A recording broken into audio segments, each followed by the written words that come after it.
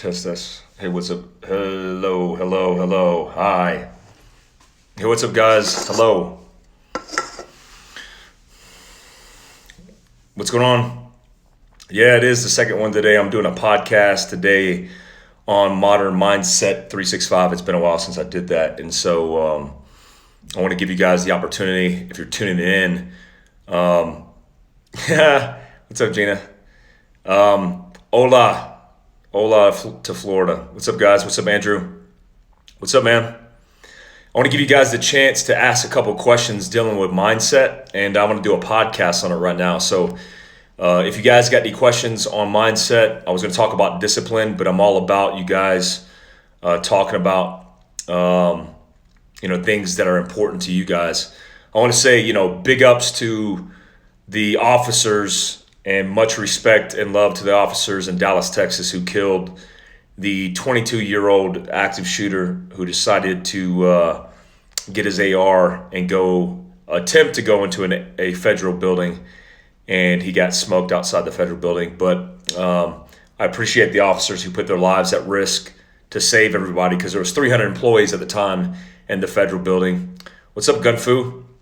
And we always like to focus on the bad guy, but what about the good guys? I mean, dude, if it wasn't for those officers who ran to the sound of gunfire and stopped that dude, who get paid like shit, we'd be talking about a whole bunch of people killed or injured.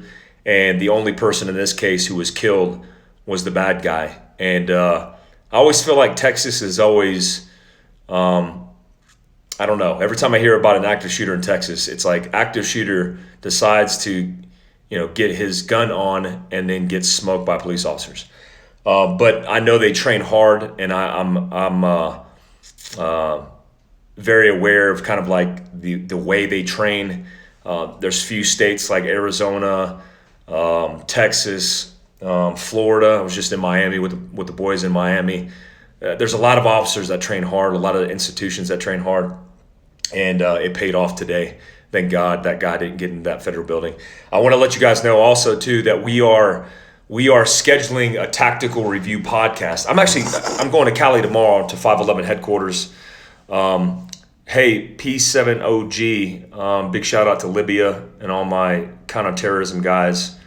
Going after bad guys in Libya. That's what that account is, P7OG. If you're not following those guys, make sure you follow them.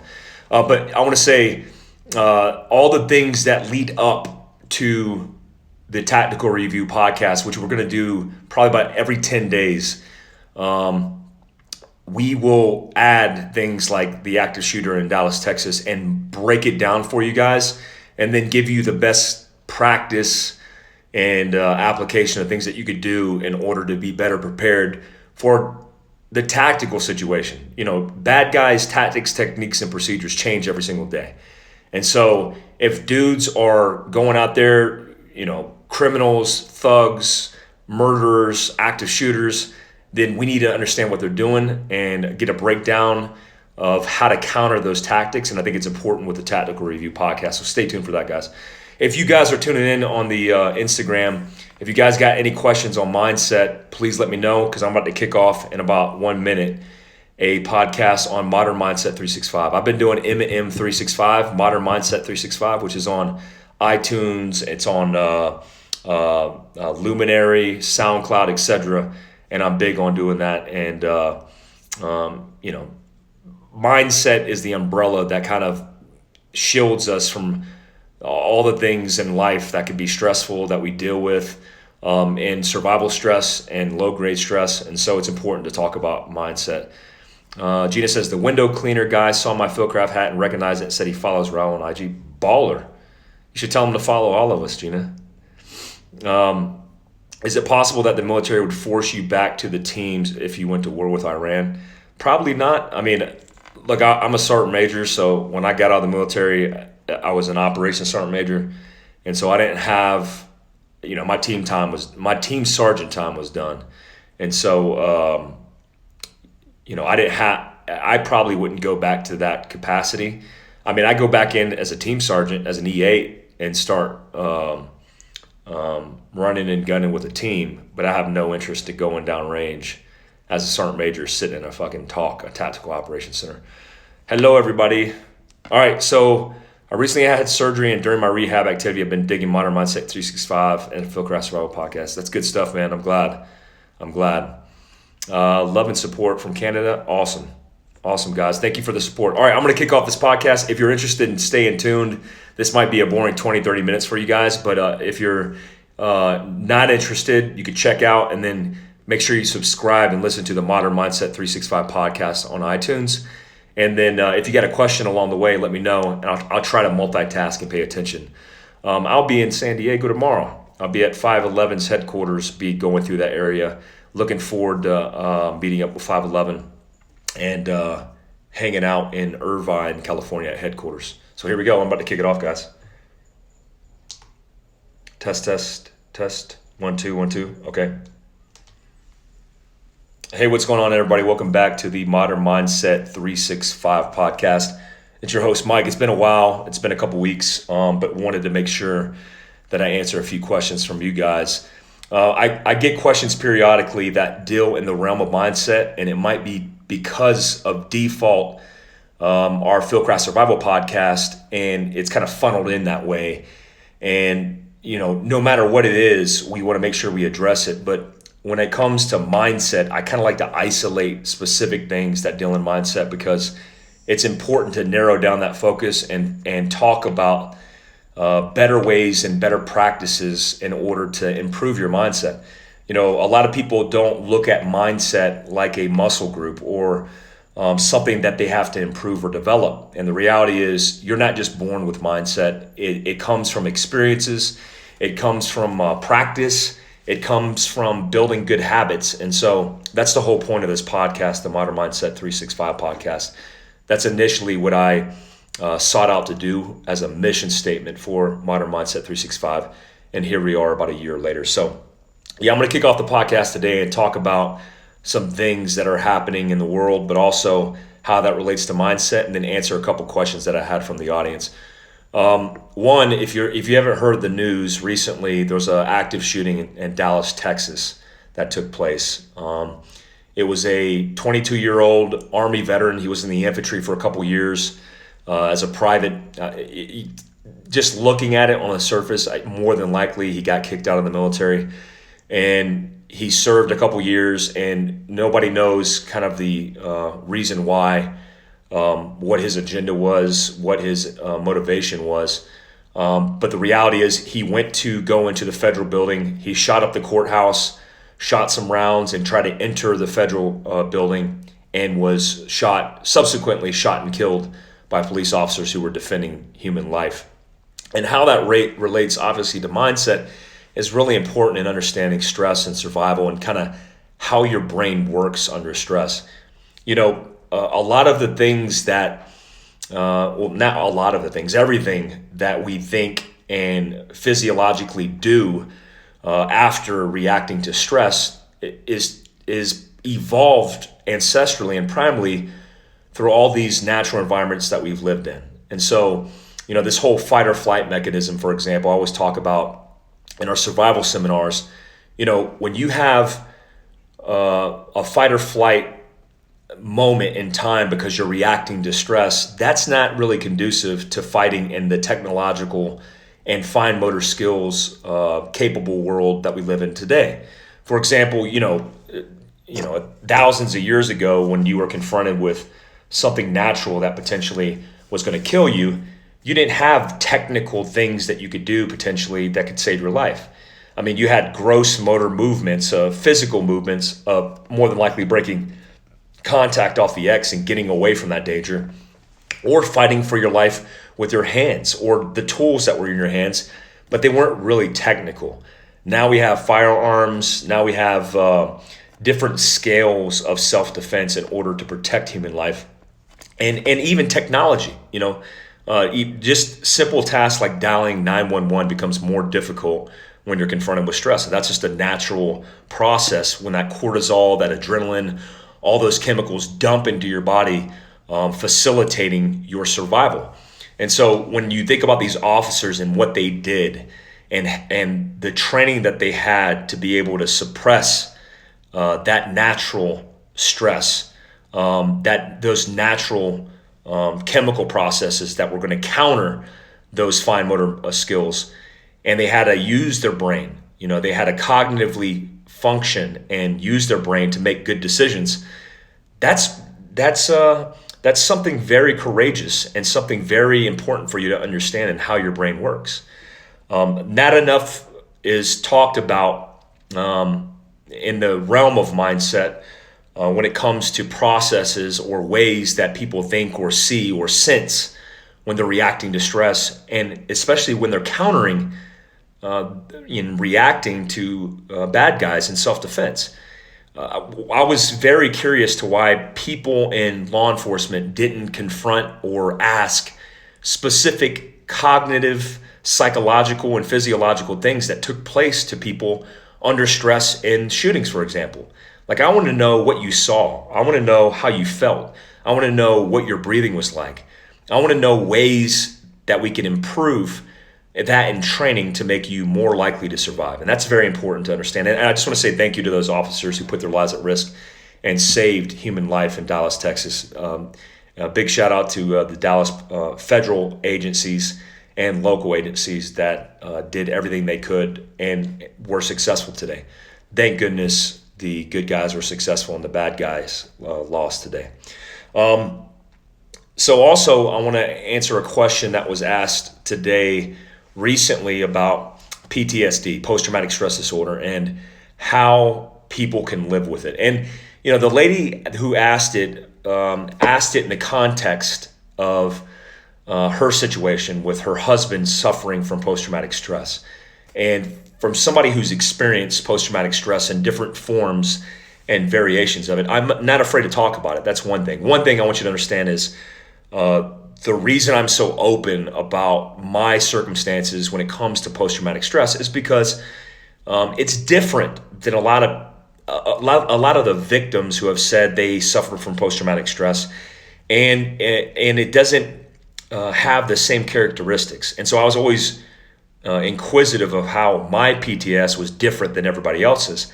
And so I'm very open and vocal about that because I want people to understand that it's not one situation or one circumstance is going to lead to one result, and what you see is what you get all the way around.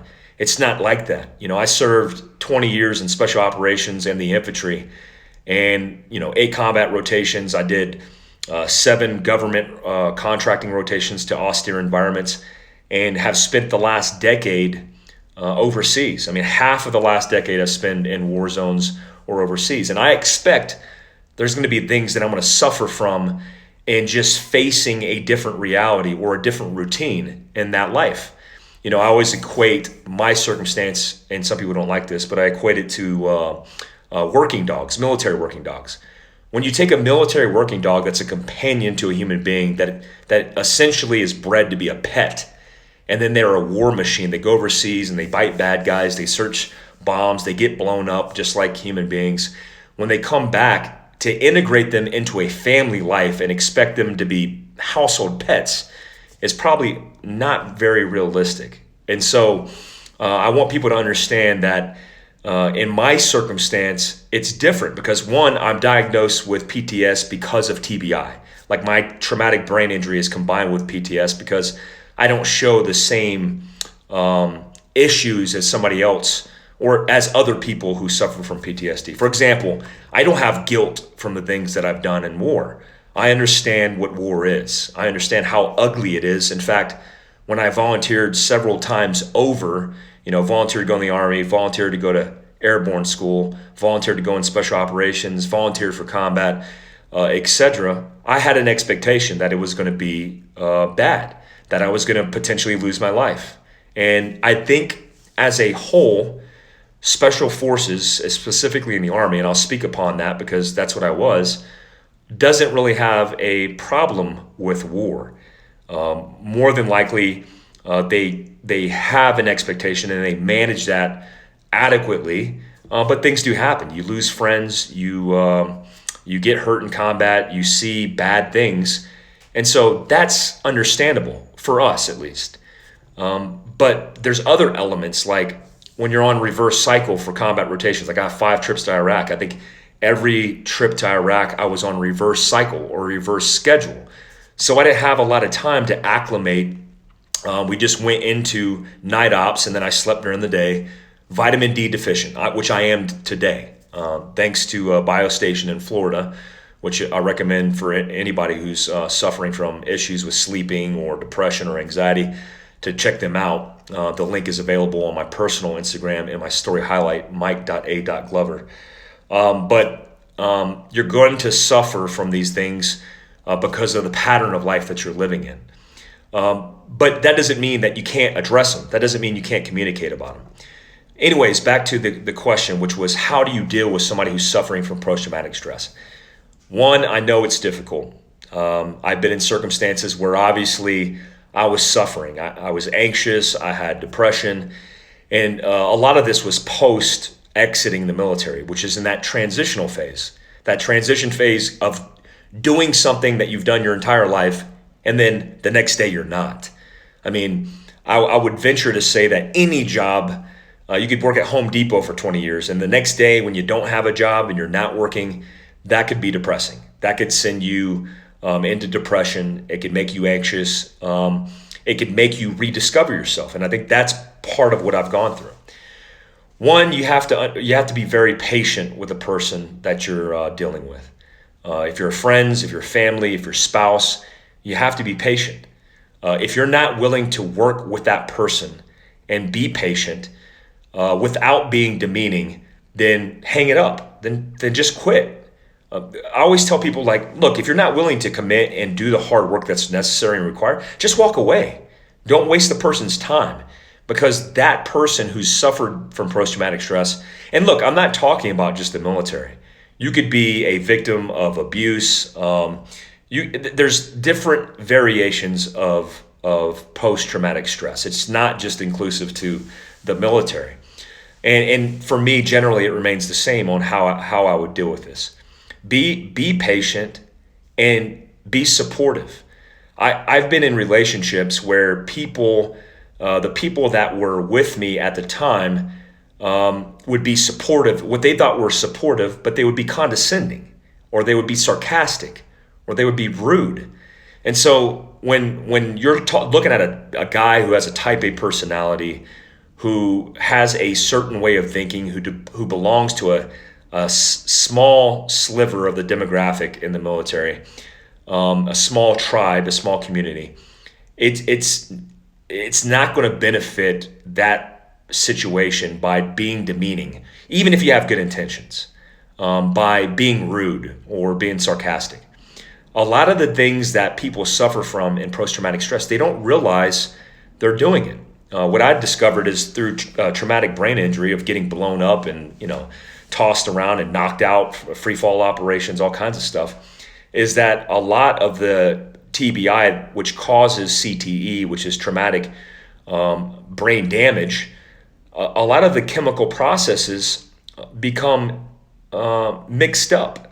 And so you have a lack of testosterone, and you have estrogen that's imbalanced, and you have vitamin deficiencies. Your thyroid's not able to regulate chemicals.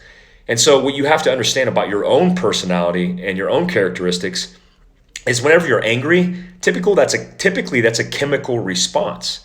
And so when you're depressed or when you're anxious, those are all chemical imbalances. And obviously life, environment, situations can turn or manifest themselves into a worse off situation, compounding the chemical imbalance.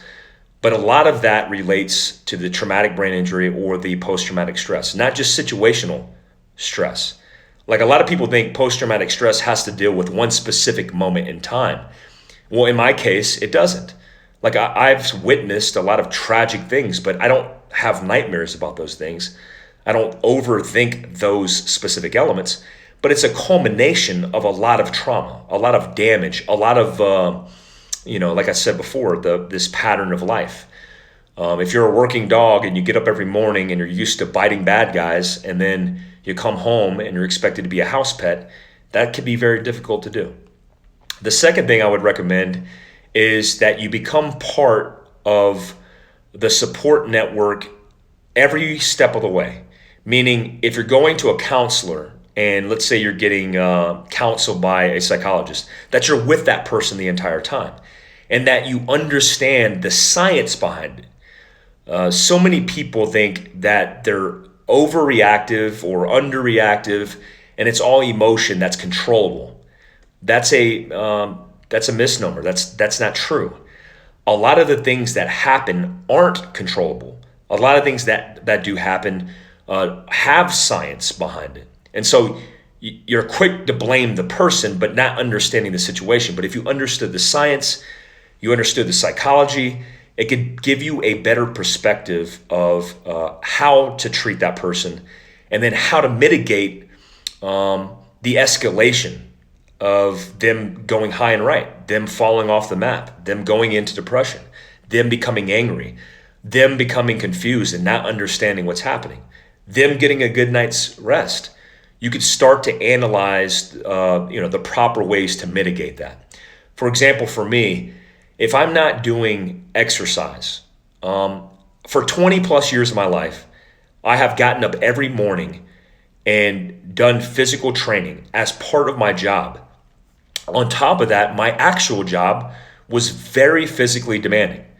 At 200 plus pounds, I'm like 235, who's used to running with kit and guns and going to the range and doing all this stuff, and then not do that the next day, that's a very tough pill to swallow. But in addition to that, it's very hard for your body to cope with that because your body is used to having outlets for that energy. And when you don't have that, it becomes problematic. Obviously, it becomes problematic.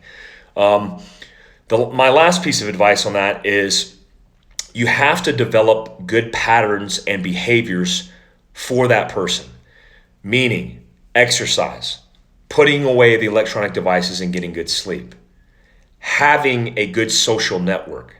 And a lot of the times, like me, for example, that when I was going through this, I wanted to shut the world off.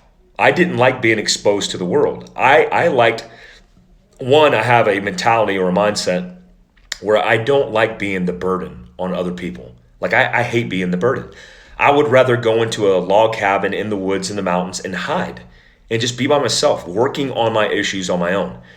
But what I've realized with experience, with psychologists, with talking to other people, is you can't do that. You can't depend on yourself to figure out how to recover from things that you're going through. You have to do it with a social network, with a support network, and you have to change your behavior. So if that person tries to isolate themselves, physically pull them out of that situation and make them become more social.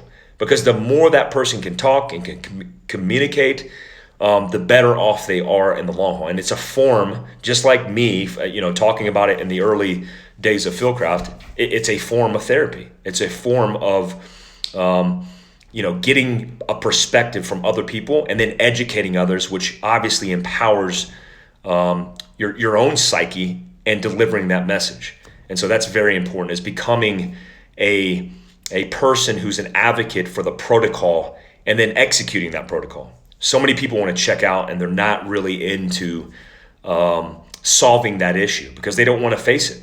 I mean, I remember the first time talking about post-traumatic stress with other people in my life and that were special operations guys, and they're like, "Ooh, man, that's hard." And then eventually they were like, I'm actually going through the same experience, but I never wanted to communicate because I never thought I would be the person.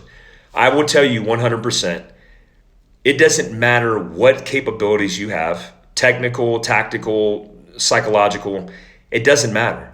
If you are exposed to stress, to trauma, to life, it has some second and third order effects in your life that maybe you won't see today, right now, but eventually you will see. And it will be resounding. It will be profound. And if you don't understand that you're not immune because you're tough, you think you're tough or you think you're resilient, you're not immune. It happens to everybody.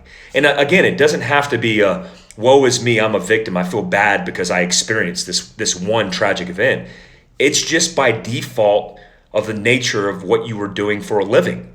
Like again, military working dog, when you go around biting people's asses, you are going to have some kind of second and third door effect later in your life. 100% guaranteed. Just face that reality. I got a question from somebody on Instagram. It says, what is the best way to process coming back from deployment? Just getting back and it's really rough. Well, that's part of it. One part of it is you understanding that there is a period of time which is going to be rough. There's so many people who have a false sense of themselves, right? You wake up every morning and you think you are this person, right? Because you post on Instagram and you're like, I'm a tough person. I'm a tough dude because, I go out there and I hashtag like, crush everything. Well, the reality is you are instilling in yourself or reinforcing in yourself a false sense of security to make yourself feel better. And maybe that's temporary, maybe that's permanent. But the reality is you're not immune to it. You will go through a cyclic process of, going down range is a good example, but it adapts or correlates to other people's lives. Where if you experience trauma or the routine or a lifestyle, and then you aren't in that lifestyle or routine, you miss it. And so you look at your life. I used to come back from deployments and I look at my life and I go, my life is boring. Like this life sucks. Like I would so much rather be on a gun truck, on a Mark 19 in the mountains of Afghanistan, eating an MRE, sleeping underneath my truck, than be in this cozy bed in this nice house in the country. And, you would think that's psychotic. That's crazy. And to an extent it is. But that sense of community that you get from warfare, that sense of tribe, that sense of belonging, that sense of purpose that you get from warfare, from deployments, it can't be duplicated in civilian life. It's not possible. The best way, the start point is understanding that what you're going through is normal, that it's a process, that when you come back, you are mourning. It's literally a psychological process of mourning. You come back, you're going to go through this state of depression, this state of anxiousness, this state of not finding purpose in your daily routine. That's what's going to happen. But it's okay. As long as you understand that there is going to be light or an end state to your recovery. And that ultimately takes time. The best way to deal with it and manage it on the day-to-day level is building great habits. One of the best habits is getting a good night's sleep.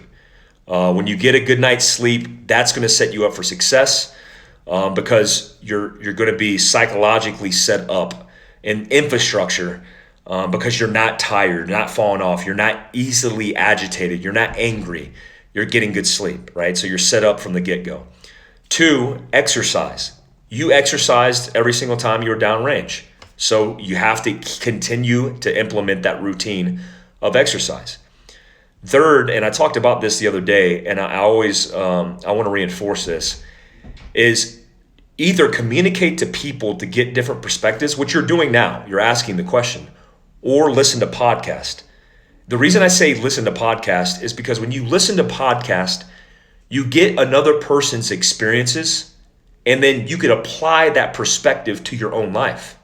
And the only other way to get that is by communicating in a group of people where they say, hey, I had a similar experience and this is what happened to me. But if you can't get that because your social network isn't built like that, then you could listen to people in podcast. You could hear a TED Talks podcast about somebody in 20 minutes about their profound experience in life and how they overcame fear or anxiety or loss. And then you could take those elements and kind of get this perspective on your life that will improve your mindset. And that's very, very important. A lot of us try to extract from the air what we think is the right habit or the right process in order to make ourselves better mentally. But the reality is that's not always the right way to look at things. You have to seriously assess through other people's actions and behaviors and experiences, and then take those bits and pieces that apply to you and then apply it to your own life to give you that perspective, that introspect. It's called introspect. Let's see if I got any other questions. Johnny from Courses of Action is on here. Oh man, if you guys haven't checked out Courses of Action, again, this is, if you guys are just tuning in, this is the Modern Mindset 365 podcast. And not a lot of people tuning in. But Courses of Action, courses_of_action. Good friend of mine, Johnny Primo, has a company. He does tactical training and preparedness, and he does small unit tactics and a whole bunch of cool stuff. Make sure you go check him out, coursesofaction.com. How beneficial has CBD been for you, and how often do you use it? That's a great question. CBD, the version of it that doesn't have THC in it, in its various forms, whether that's oil, salva, which is like a topical ointment, there's pill forms of it, has been very beneficial to me, especially for sleep. CBD has been known scientifically. There's a lot of studies that are coming out almost every day now because more people are getting exposed to it. Has great benefits for anxiety, for stress, even for aches and pains. And so I use it. I use Uncana. Big shout out to Uncana, uncana.com. You could check out their CBD line. I use their oil. And what I do is I do one full dropper at night before bed, or I'll use the pill form and I'll do 1 to 2 pills at night. And I just sleep soundly at night.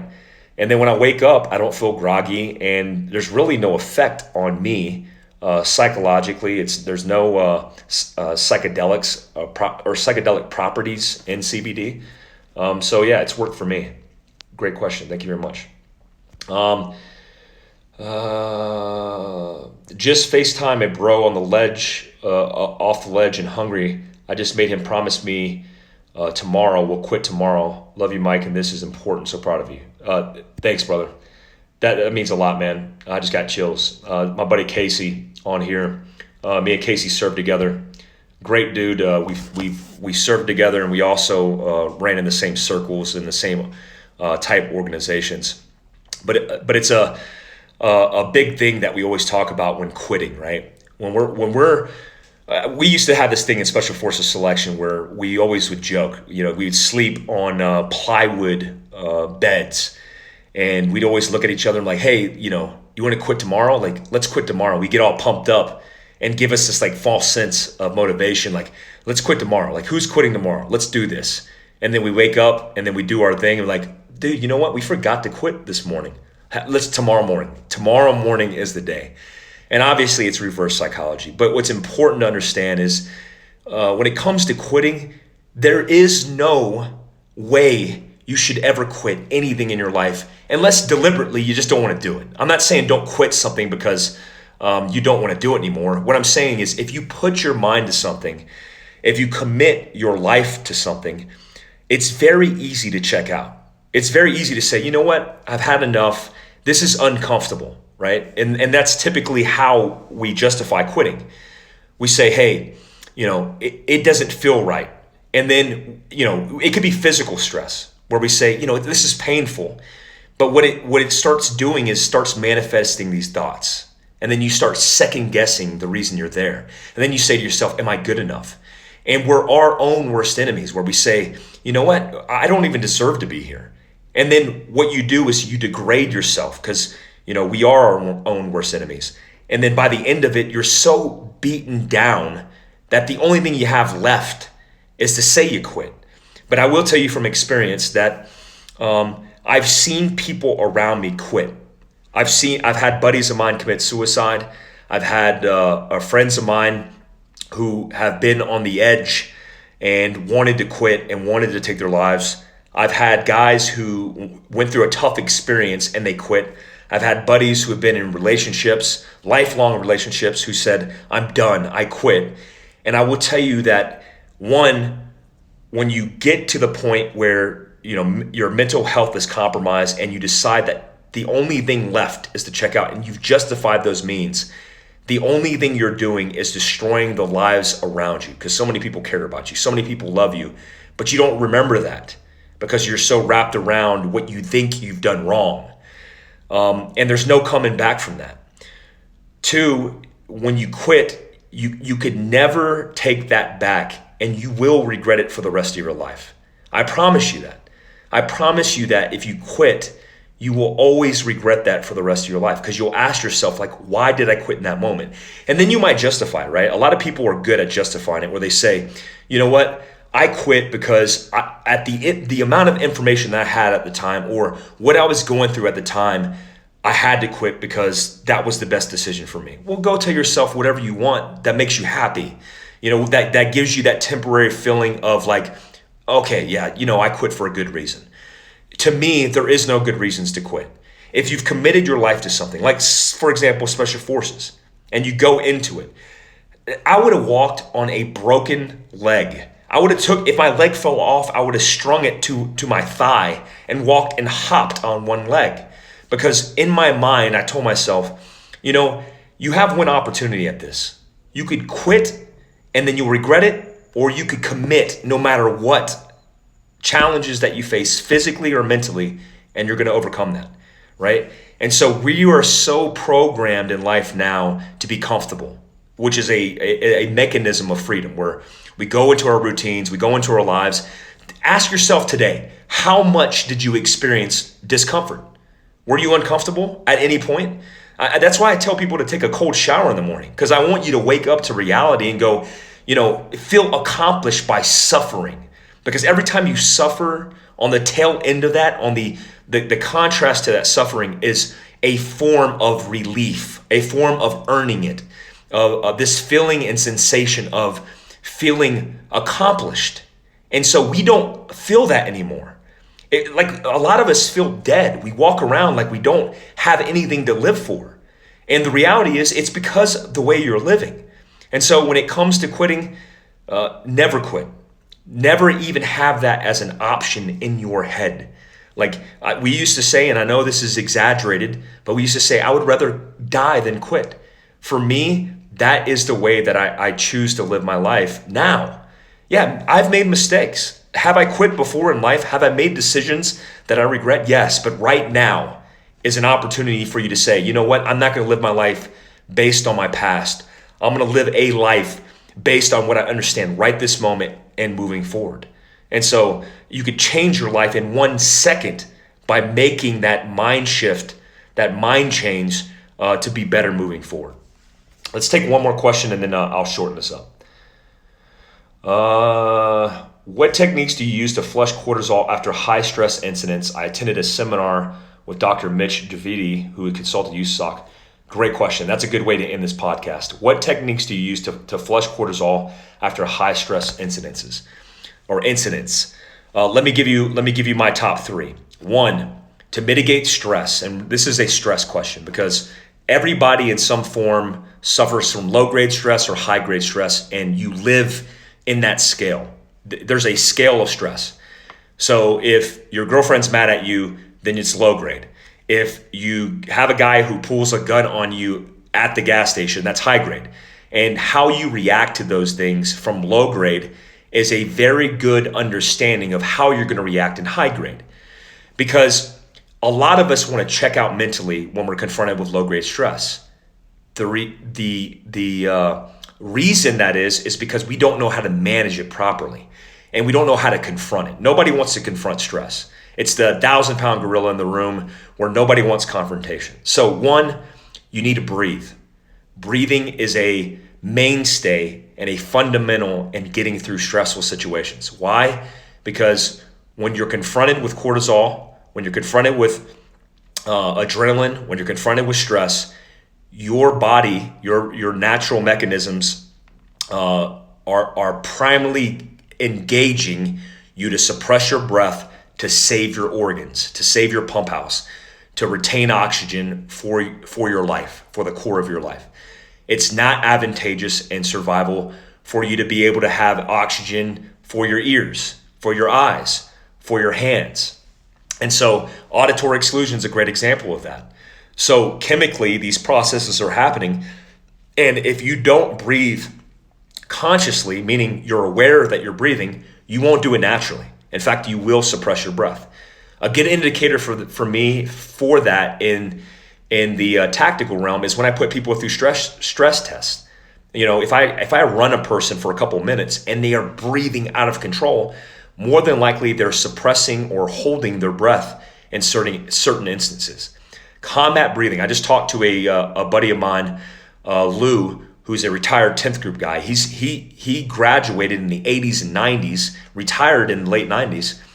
He was taught combat breathing in Special Operations by Special Operations Command. Combat breathing, or breathing period, consciously will mitigate your stress. It will lower your heart rate.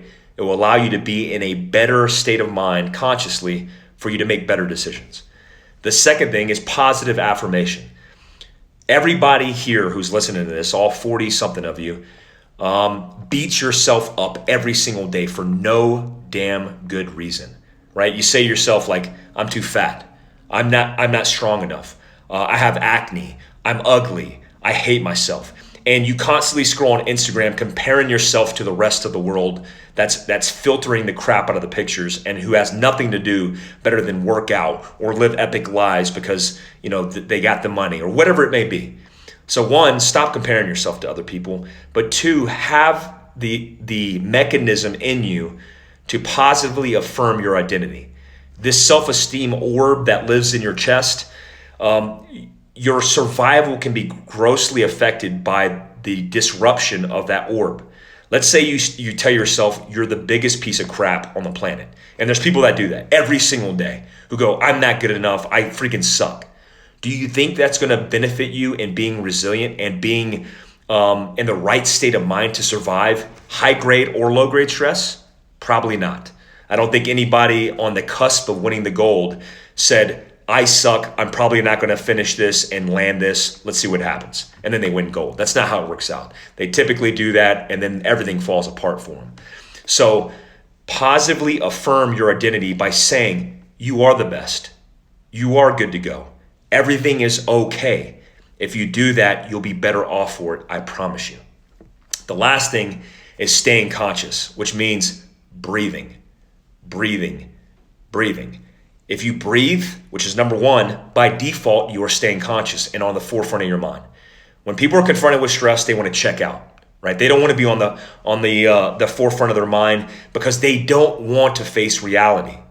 But when you do so, you're unconscious. Again, on the high grade version of that, let's say a dude pulls a gun on you and you panic. You go to your gun and you don't know what to do. You become unconscious. You're in a fight or flight mode and you never become conscious, meaning you never become aware and assess the information that's around you using your senses. You never look, you never listen, you never even smell. And then what happens is you're not really readily available to observe or take in information, so you can't make good decisions based off that. So what happens? You panic, you go into the fetal, you cry, you whimper, you go into shock, whatever it may be. The low grade version of that is the same thing. When confronted with stress, what do? If it's low grade stress, what do? Well, if you check out every single time, what do you think is going to happen long term? What do you think is going to happen? Stress doesn't go away. You don't eat stress and then you crap stress and then it's gone forever. What happens is it accumulates. It stacks. Boom, boom, boom, boom, boom. And then what happens when you accumulate stress? Yeah, you lose everything. You make the worst decision ever. You go off the rocker and you do something egregious. You yell, you scream, you run away, you freak out, you panic, you do all this crazy stuff because you've accumulated all this low-grade stress. Low-grade and high-grade and everything in between matters. And how you do that is by understanding you have to stay conscious. 2 ways to stay conscious. One is breathing. The other is communication to yourself. Yes, communication. A real good book I read talked about being the passive observer and mindset and mental health. Meaning you're going to have this subconscious voice. It's the same voice that says you're a piece of crap, right? It's the same voice that goes, you're not good enough. Well, by lucky for you, you have an observer in that room who's able to witness. It's called the witness that could say, okay, I just called myself a piece of crap. That's interesting. Well, let's just see what else happens. You don't need to confront the subconscious voice. You don't need to go, hey, subconscious voice, don't say that, say this. Don't do that. Just see what happens. And then when you become a passive observer, the third ear in that room, you go, dude, this is insane. Like, I'm listening to this subconscious voice that's controlling me.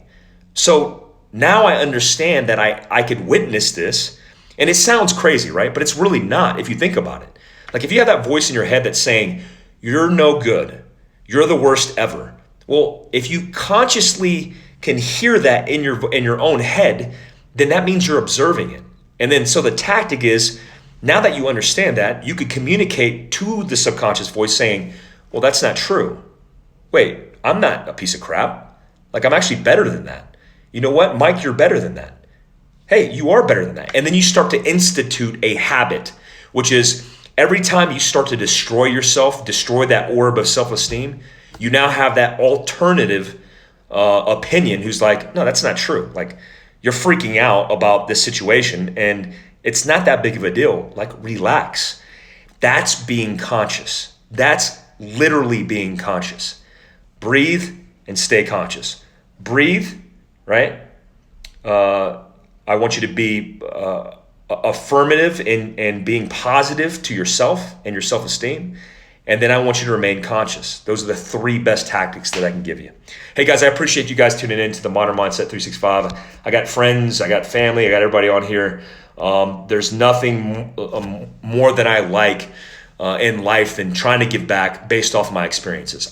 With that being said, I'm not the subject matter expert at everything that I'm talking about and discussing. That's why I love having different perspectives and guests on, because I love assimilating best practices and then disseminating that information to you. It's what I did as a team guy. It's what I did as a team sergeant. It's what I was responsible for as a sergeant major. And I think that's hugely important. Remember, you can be your own worst enemy. If you take the time to consciously understand what's happening in your life, then you get a different perspective. And the only thing you have to do is look yourself in the mirror and say, dude, everything's going to be okay. There's no reason to freak out, no reason to lose your mind. Take some deep breaths and then relax, and then go hit the gym, then go hit nature, then go get in your mobility rig. Do all these things that you love to do. Everybody in this world, more so than ever, is going through trauma. Every single person in various forms of low grade to high grade. Every single person. Do not think you're the minority. Understand that you are never alone.